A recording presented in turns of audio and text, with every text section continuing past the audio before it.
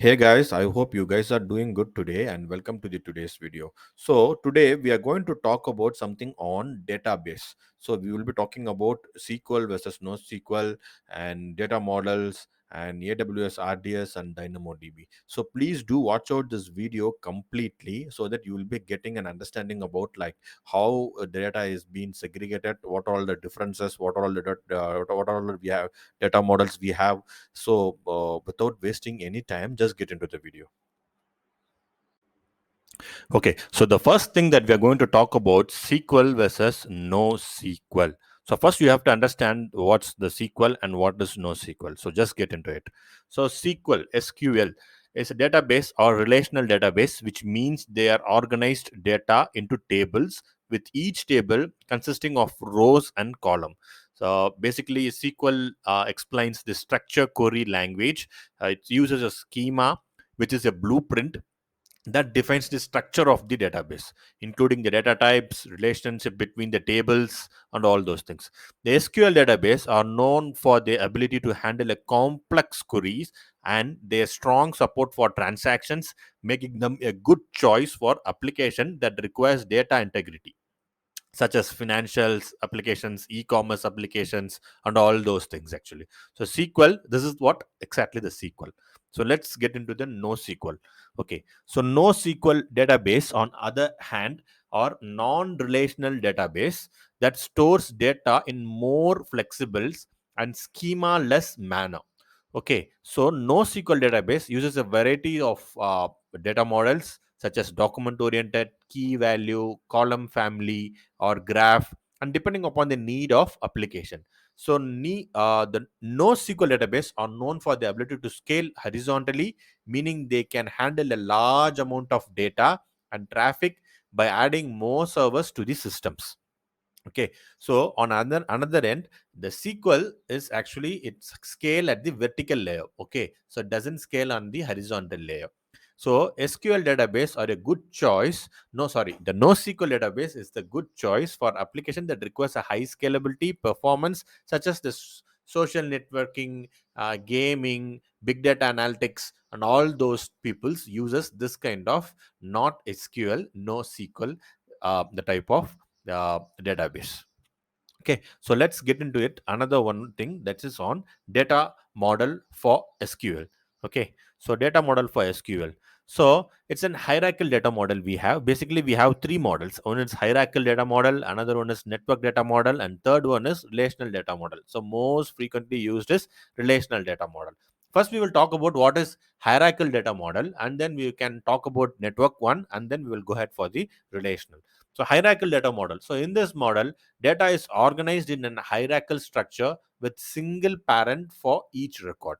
So each parent can have a multiple children's, but each child has only one parent. So this model is used in a databases like IBM Information Management System. It's very popular for IMS. Okay, so let's get into it. What is called network data model? So network data model, this data is organized in a network structure where each record can have multiple parents and children's. The records are connected through a sets of relationship called pointers. So this model is used in a database on integrated data store, IDS and IDMS. Okay, so third point, which is so popular, which is all about relational data model. So in this data model, data is organized in a table with rows and columns. It's a resemblance of the spreadsheet, Excel spreadsheet. Each table has a unique key that identifies the each row, and relationship between the table are defined through a primary and foreign key. So this model is used in most modern databases like MySQL, Oracle DB, SQL, Microsoft SQL servers, PostgreSQLs, and all those things. So basically, it's a relationship data model. So SQL is not equal to relationship data models. It has a lot of data models. Okay, we have a network and we have hierarchical. So relational database model is so popular because it handles a lot of complex queries and it has a lot of ability to have a good transaction processing and all those things. It has actually. Okay, so let's get into the data model for NoSQL. Okay, so NoSQL data model. So this is have something called document data model. In this model, data is stored in a JSON, XML, BJSON document that contains the key value pairs or nested structure. Okay, so each document can have a different structure, and related documents can have be grouped together. So this model is used in a database like MongoDB, Couchbase, and Apache Couchbase DB, and all those things.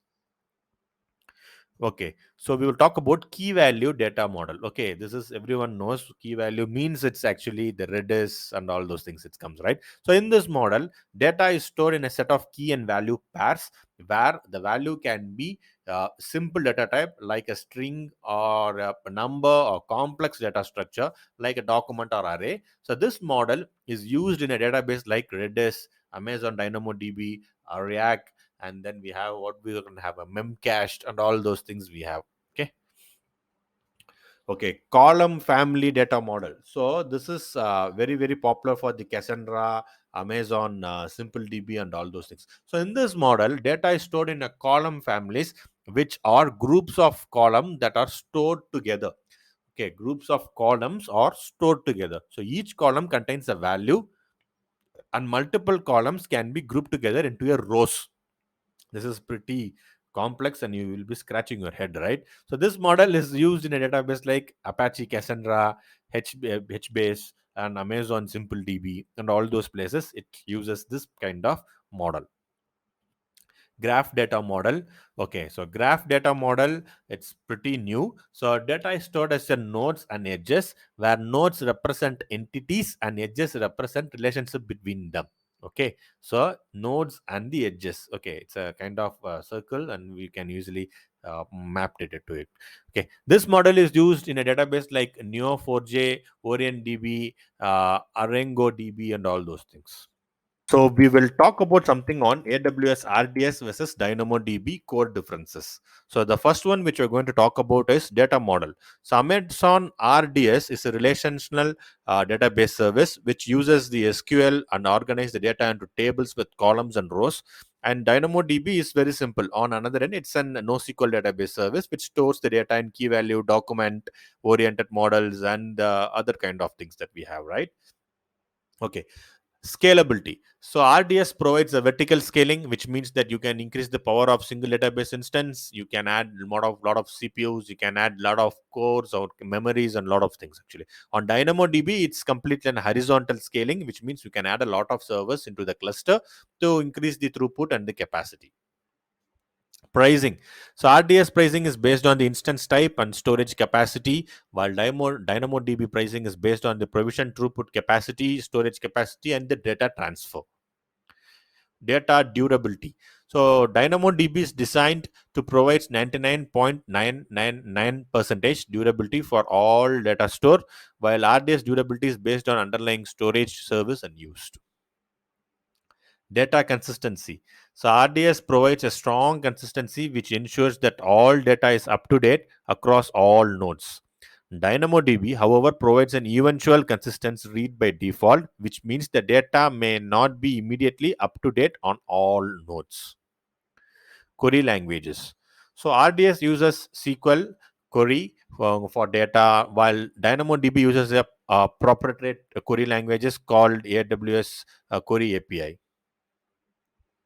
Transactions. So RDS supports ACID, basically atomicity, consistency, isolation, and durability transactions, while DynamoDB does not provide multi-table transactions.